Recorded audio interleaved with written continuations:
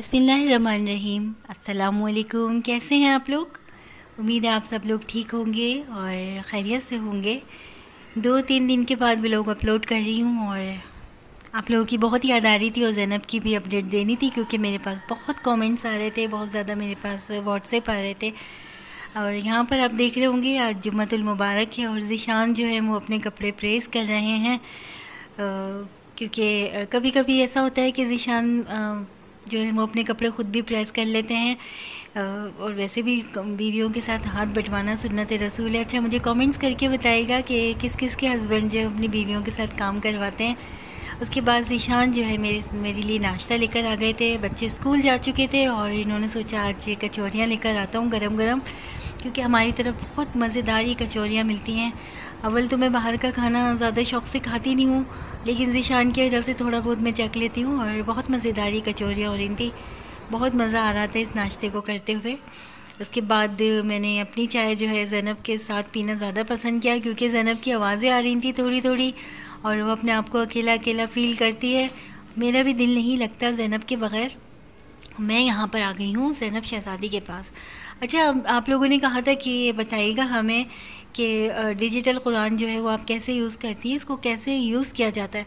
तो भाई इसका प्रोसेस तो बहुत आसान है। जो डिजिटल कुरान की जो पिन होती है ना, तो इसको आप जिस भी कुरान की आयत पे रखेंगे वही आयत जो है वो पढ़ के वो सुनाएगा, और जिस कारी की आवाज़ में आपको सुनना होगा तो उसी कारी के ऑप्शन जो है वो आप क्लिक कर देंगी तो वही ऑप्शन आपके सामने आएगा और उसी कारी की आवाज़ में तिलावत कुरान शरीफ होगी।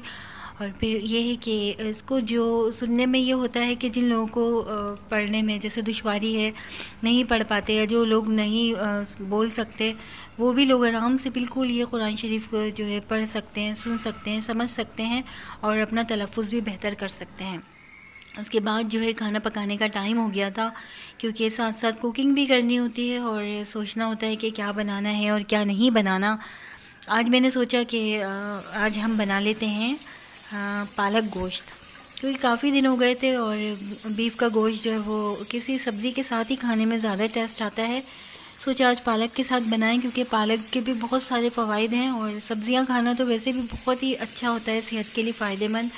तो यहाँ पर जो है वो मैं तेल में लहसुन और अदरक जो है वो कड़कड़ा के रख रही हूँ। अच्छा, आप लोगों ने देखा होगा कि लहसुन अदरक इस दफ़ा मेरा बिल्कुल भी ग्रीन कलर का नहीं हुआ, क्योंकि इसमें मैंने सरसों का तेल जो है वो डाल दिया था। वैसे कुकिंग ऑयल भी डाल सकते हैं, लेकिन सरसों का तेल भी मेरे पास उस वक्त मौजूद था, कुकिंग ऑयल मेरे पास नहीं था, तो मैंने ये डाल दिया। उसके भी यही इफ़ेक्ट हुए हैं कि बिल्कुल भी कलर जो है वो लहसुन का चेंज नहीं हुआ, वरना बहुत ग्रीन हो जाता है।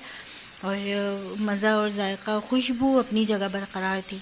तो यहाँ पे मैंने थोड़ा सा जो है ये इसके अंदर पिसी हुई मिर्चें और लाल पिसी हुई मिर्ची और हल्दी डाल दी और थोड़ा सा इसमें मैंने नमक ऐड कर लिया, तो ताकि जो है ये लहसुन अदरक की स्मेल निकल जाए। अच्छा, चिकन हो या बीफ हो, मेरा शुरू से यही तरीक़ाकार रहा है कि मैं ज़रूर थोड़ी देर में इसको भूनती हूँ इसके अपने ही पानी में और लहसुन अदरक में। इससे जो है गोश्त या चिकन का अपना फ्लेवर निकल के सामने आता है और जो हीक होती है थोड़ी बहुत वो ख़त्म हो जाती है। तो इसको थोड़ा सा देर मैंने भून लिया ताकि मसालों का कच्चापन चला जाए, और थोड़ा सा पानी डाल दिया था ताकि मसाला जो है वो लगे नहीं। अभी तेल जो है वो ऊपर आपको नज़र आ रहा होगा, तो इसका मतलब है कि मसाला जो है वो भुन चुका है और मसालों का कच्चापन निकल चुका है।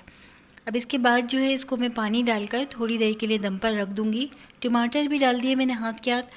अच्छा, टमाटर ये मेरे फ्रीज़ किए हुए थे और मुझसे किसी ने कहा था कि आप टमाटर को इस तरह नहीं रखा करें, क्योंकि टमाटर इस तरह रखने से जो होता है ना वो लोग कहते हैं ख़राब हो जाते हैं। अच्छा, मेरे पास इतना टाइम नहीं होता कि मैं इसकी प्यूरी बना लूँ, तो मैं टमाटर को धोकर ना ऐसे ही फ्रीज़ कर देती हूँ, और जब मुझे इनको यूज़ करना होता है ना, तो मैं इनका छिलका आसानी से रिमूव हो जाता है और फिर इसी तरह या तो इन्हें कद्दूकश कर लेती हूँ या मैं इन्हें ग्राइंडर कर लेती हूँ।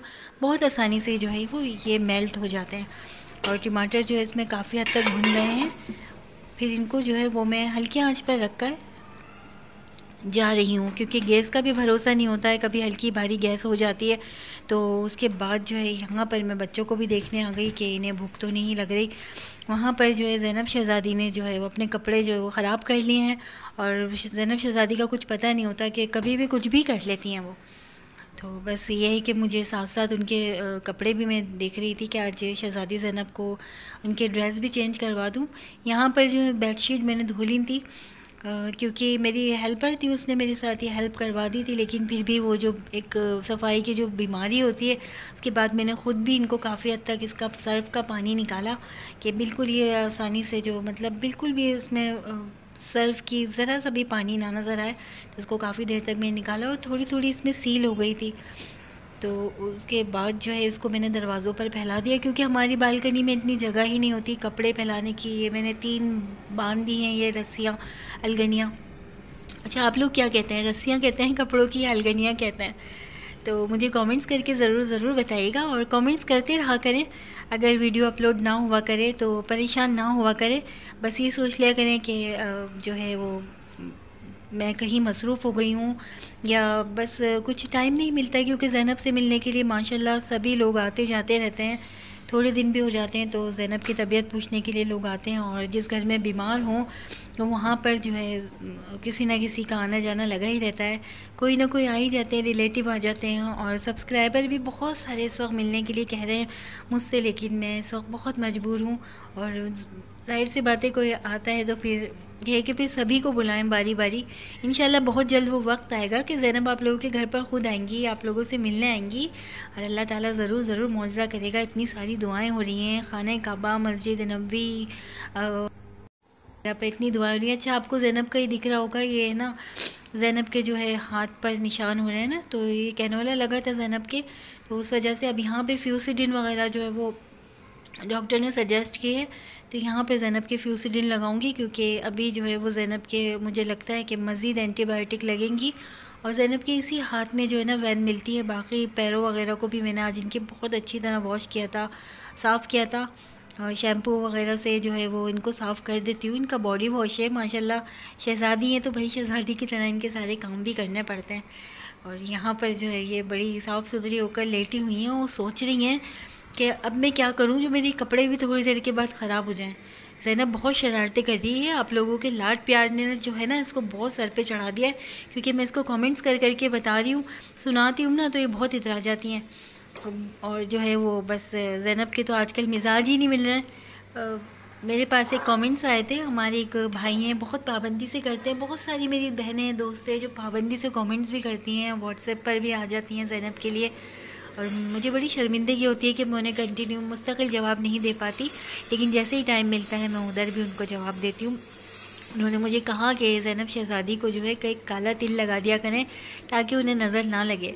खैर, ये तो आप लोगों की मोहब्बत है। बच्चे तो सारे ही बहुत प्यारे होते हैं, फूल होते हैं, लेकिन जो इस तरीक़े के बच्चे होते हैं ना, तो बस उनकी माँओं के दिल भर जाते हैं। कोई इस तरीक़े से उनको प्यार करे और इस तरीक़े से उनके लिए बात करे ना, तो बस हम लोगों के दिल बड़े अच्छे हो जाते हैं, क्योंकि हमें नहीं पता कि हम कब तक अल्लाह पाक की इस आज़माइश में हैं, और हमारे बच्चे कब तक हमारे लिए अल्लाह ताला की तरफ से रहमत है, और इनकी हमें कब तक खिदमत करनी है। तो बस ये है कि आप लोगों के साथ वक्त बहुत अच्छा गुजर रहा है। आप लोग इतना चेयरअप करते हैं, इतनी हौसला अफजाई करते हैं, और ज़ैनब को इतना प्यार करते हैं, तो बस ये मुश्किल वक्त बहुत प्यार से, बहुत मोहब्बत से, बहुत फूलों से हल्का गुजर रहा है। अच्छा, यहाँ पे मैंने पालक जो है वो मैश करके डाल दी थी गोश्त में, तो फिर ये है कि इसमें ऑयल पता नहीं नज़र नहीं आ रहा है, पता नहीं क्या ऐसी बात है कि इस तरीके से अगर हम डालें तो ऑयल जो है वो ऊपर नज़र ही नहीं आ रहा। और ज़ीशान को तो ये होता है कि तेल ज़रूर ऊपर नज़र आए, वरना ज़ीशान जो है वो खाना जो है वो बड़ी नाक भमें चढ़ा के खाते हैं। वैसे भी जो है ऑयल सेहत के लिए अच्छा नहीं है, और जेब पर भी आजकल तो भारी ही पड़ रहा है। तो बस ये है कि ज़ीशान को मैं कहती हूँ सब्र शुगर करके खा लें। ज़ीशान, मैंने इसमें बहुत सारा ऑयल डाला है, अब नज़र नहीं आ रहा, तो भाई मैं क्या करूँ। लेकिन बस वो उनको तो यही कहते हैं, जैसे ही खाना है सामने, तार क्यों नहीं आ रहा। अच्छा, हमारे घरों में ना ज़्यादातर जो रोगन होता है ना, उसको हम लोग कहते हैं तार। खाने के ऊपर जो नज़र आता है ना ऑयल, उसको हमारे भाई भी तार कहते हैं, और ज़ीशान भी रोगन और तार वगैरह कहते हैं। अच्छा भाई, यहाँ पर जो है ज़ीशान जो है वो आ गए हैं, और ज़ैनब की जो है रिपोर्ट्स आ गई हैं। जैसा कि मैंने आपको बताया था कि ज़ैनब की रिपोर्ट्स जो हैं वो भेजी गई हैं। उसकी देखिए डॉक्टर्स क्या कहते हैं। तो ज़ैनब का थोड़ा बहुत इन्फेक्शन आया है, अल्हम्दुलिल्लाह बहुत ज़्यादा इन्फेक्शन ज़ैनब का सही हो चुका है, और ज़ैनब के आई ड्रॉप्स भी लिख के दिए हैं डॉक्टर ने, क्योंकि आँखों में ज़ैनब के थोड़ा बहुत जो पानी होता है ना वो जमा हो जाता है, वो चिपक जाता है। तो ये बता रहे थे ज़ीशानी बहुत अच्छे ड्रॉप्स हैं, और ज़ैनब को दोबारा वही एंटीबायोटिक लगेंगी, तो तकरीबन 14-15 दिन का कोर्स है ये। अब कैनोला लगेगा ज़ैनब के हाथ में और ज़ैनब दोबारा से एंटीबायोटिक का वो जो कोर्स होगा वो करवाया जाएगा ज़ैनब को। बस ये दुआएं हैं जो ज़ैनब हॉस्पिटल की तरफ नहीं जा रही हैं, ये सब आप लोगों की दुआएं हैं, आप लोगों की मोहब्बतें हैं और इतने खुलूस इतनी मोहब्बत से आप लोग ज़ैनब के लिए दुआ करते हैं कि शायद ही कोई अपने बच्चों के लिए ही ऐसी दुआएं करता होगा। अबू ज़ीशान जो है वो जा रहे हैं और मैं यहाँ आ गई हूँ आपकी शहज़ादी ज़ैनब के पास, और इनके चेहरे पर शरारत बरस रही है। बस आप लोगों से मैं भी अब इजाज़त चाहूँगी, जो मुझसे मुमकिन हो सका मैंने आपको अपडेट दी हैं, क्योंकि अब रमज़ान की भी तैयारियां करनी हैं, कुछ बनाकर फ्रीज़ भी करना है। कोशिश तो यही कर रही हूँ कि कुछ ना कुछ ऐसा बना लूँ कि फ्रीज़ कर लूँ ताकि मुझे आसानी रहे, क्योंकि माशाल्लाह हम सभी लोग रोज़े रखते हैं और सभी लोगों के घरों में इस वक्त तैयारियां हो रही होंगी ज़ोरों शोर के साथ। तो बस आप लोग अपनी गुड़िया रानी ज़ैनब के चैनल को प्लीज़ सपोर्ट कीजिए, और जो लोग इतनी मोहब्बत करते हैं ज़ैनब से वो प्लीज़ ज़ैनब के जो है चैनल को सब्सक्राइब करें और अपनी दुआओं में अपनी मोहब्बतों में हमें याद रखें। इंशाल्लाह आपसे फिर मुलाकात होगी। अपना बहुत बहुत सारा ख्याल रखिएगा। अल्लाह हाफिज़।